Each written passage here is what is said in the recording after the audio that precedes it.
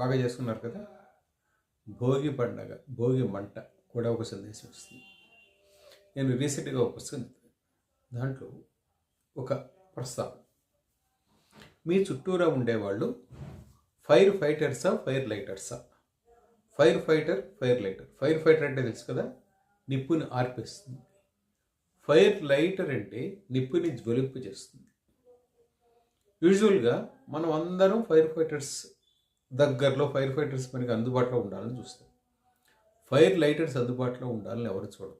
కానీ ప్రతి మనిషిలో ఒక ఫైర్ ఉంటుంది. పుష్పలో ఏదో డైలాగ్ ఉంది కదా, Pushpa is not Pushpa, it's a fire అని. అట్లాగా ప్రతి మనిషిలో ఒక ఫైర్ ఉంటుంది. దాన్ని నిత్యం జ్వలింప చేసేవాళ్ళు, నిత్యం మీకు మద్దతు తెలిపేవాళ్ళు కావాలి. మీ చుట్టూరా అటువంటి వాళ్ళు ఉన్నారా? లేకపోతే అటువంటి వాళ్ళు మీ చుట్టూరా ఉండేలా ఏర్పాటు చేసుకోండి. ఎందుకంటే వాళ్ళు మీరు నీరసపడ్డప్పుడు బూస్ట్ ఇస్తారు, మీరు పడిపోతున్నప్పుడు ఆలంబరిస్తారు, మీరు కింద పడిపోతే చెయ్యి పెట్టి పైకి లేపుతారు, మీరు కిందకి జారుతుంటే పైకి పుష్ చేస్తారు. ఈ ఫైర్ ఫైటర్స్ అన్నవాళ్ళు మీ జీవితాన్ని అప్ సైడ్ డౌన్ కాదు, డౌన్ సైడ్ నుంచి అప్ చేస్తారు. చాలా సాధారణంగా ఏం జరుగుతుందంటే, మనకి ఏదైనా తేడా వచ్చినప్పుడు అప్ సైడ్ డౌన్, తలకిందులు అయిపోయింది అన్నట్టు, తలకిందులు అయిపోతుంది, కింద వాళ్ళని పైకి తీసుకొస్తారు వీళ్ళంతా. అందుకని ఆ ఫైర్ ఫైటర్స్లో, ఫైర్ ఫైటర్స్ నేను అంటున్న పదం, ఫైర్ ఫైటర్స్లో మీ ఇంట్లో వాళ్ళే ఎక్కువ ఉంటారు, మీ సన్నిహితులు ఎక్కువ ఉంటారు, మీ బంధువులు ఎక్కువ ఉంటారు.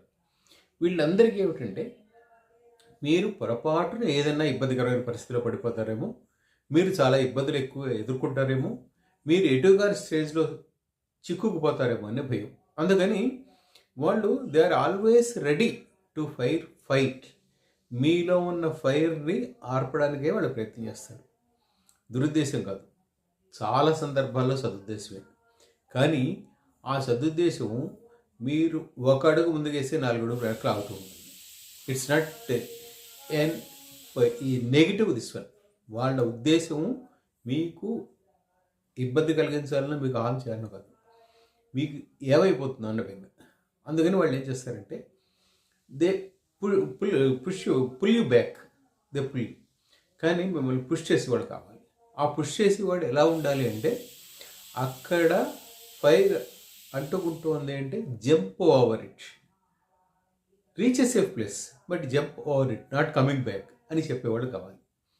అటువంటి వాళ్ళు మీ చుట్టూరా ఉన్నప్పుడు మీరు చేరే తీరాలు, మీరు అందుకుని